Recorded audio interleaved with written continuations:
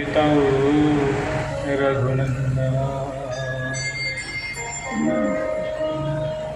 व्यासपीठ पर विराजमान और जिनकी प्रगति देखकर, जिनकी गति देखकर, जिनकी मति देखकर, जिनकी सुमति देखकर, जिनकी रुचि देखकर तो मन में हर्ष का भाव होता है कि इनकी जो कुछ भी गति है उसमें बहुत अंश का ही है, लेकिन मेरा भी योगदान है। और जब कहीं अपना योगदान पुष्पित पल्लवित होने लगता है, योगदान फलीभूत होने लगता है, योगदान प्रगति के पथ पर आगे बढ़ता है, तो जो सबसे ज़्यादा प्रसन्नता होती है उस पुष्प को लगाने वाले। ये व्यासपीठ पर विराजमान है, यह भाव से भरे हैं, यह कथा के भावोच्छ्वास से भरे हैं। लेकिन इनकी प्रसन्नता से भी अधिक यदि किसी को प्रसन्नता हो सकती है तो मुझे हो सकती है। कहीं न कहीं इसके पीछे मैं अपनी सार्थकता, अपनी वजह ढूंढता हूँ। इस कारण से मुझे भी एक सार्थकता का बोध होता है कि नहीं, चलो कुछ धर्म के रास्ते पे अपना भी होता है। आदरणीय अमरनाथ पांडे हमारे बाल सखा और हमारे बचपन से हमारे साथी और अयोध्या के बहुआयामी संत, जिनकी एक प्रतिभा से भी आप लोग परिचित हुए। इस तरह से इन्होंने भजन से लोगों को यहाँ पर घुमाया। आदरणीय संत मतकरी संत मिथिला बिहारी दास जी महाराज, पूज्य अवधेश दास जी महाराज यहाँ पर पधारे हुए हैं। उनके भी श्री चरणों में प्रणाम करते हैं।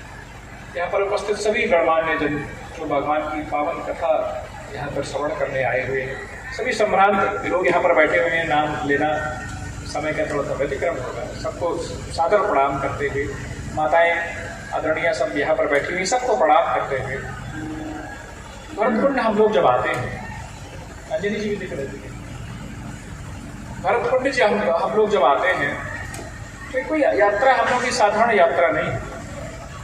यह कोई ऐसा नहीं है कि वहाँ से अयोध्या से चले और भरतकुंड आए और यात्रा पूरी। भरतकुंड आते हैं तो एक जिज्ञासा लेकर आते हैं, एक शोध लेकर आते हैं, एक चिंतन लेकर। भरतकुंड आते हैं तो एक तलाश लेकर आते हैं। भरतकुंड आते हैं तो एक प्यास लेकर आते हैं। और वह प्यास क्या है? वह प्यास यह है कि भरत जी के तपस्या के कण शायद कुछ हासिल हो जाए इस यात्रा में, जिससे हमारा भी जीवन सार्थक हो।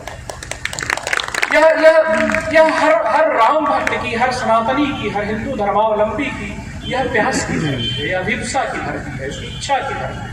यह धरती वह धरती है कि यहाँ से अगर कुछ तपस्या के कण अगर आपके जीवन में सम्मिलित हो जाए, शामिल हो जाए, आपको हासिल हो जाए, तो जीवन सार्थक है, जीवन की सार्थकता है।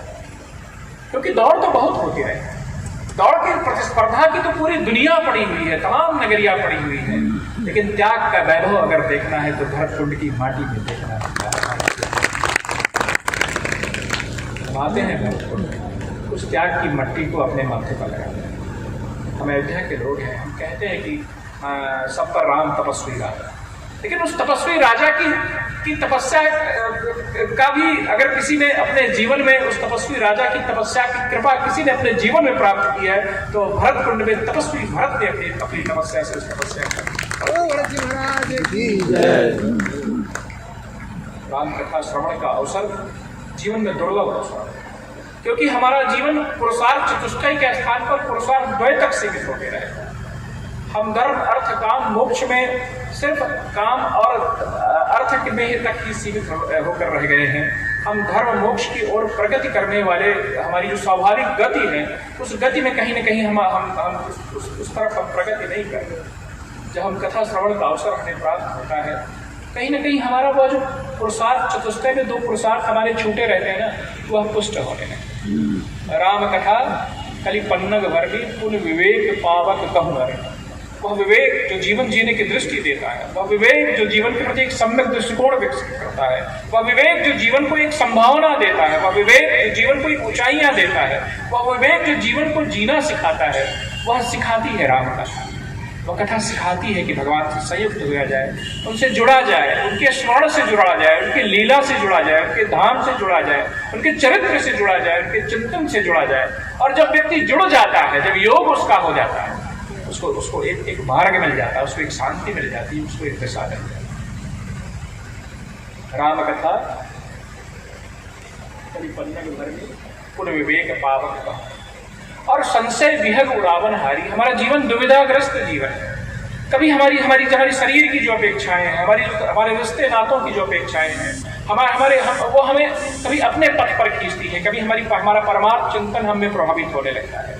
जब हम कथा श्रवण में आते हैं, कथा के चिंतन से अपने आप को जोड़ते हैं, तो वह जो हमारा संशय विहग होता है ना, वो उड़ जाता है। राम कथा सुंदर करतारी, संशय विहग उड़ावन। जब वह भगवान की कथा रूपी सुंदर करतारी बजती है, तो हमारे जीवन का जो संशय बोध होता है, जो दुविधा होती है, जो द्वंद्व है, जो अंतर्द्वंद है, जो अंतर संघर्ष है, वह हमसे तिरोहित हो जाता है, हमसे विदा हो जाता है, और हम जीवन के राजमार्ग पर, राम पथ पर आगे बढ़ने लगते हैं, और हमारा जीवन सार्थक और सफल होता है। भगवान की कथा श्रवण का आप सभी को अवसर प्राप्त हुआ है। कथा प्रचलन में ही इसीलिए है, इसलिए बार बार इसे सुनना चाहिए कि आप जितनी बार सुनोगे उतने अर्थबोध से, उतने नए नए अर्थबोध से आपका जीवन संयुक्त होगा। क्योंकि हमारा वातावरण ऐसा है, हमारी सराउंडिंग इस तरह से है कि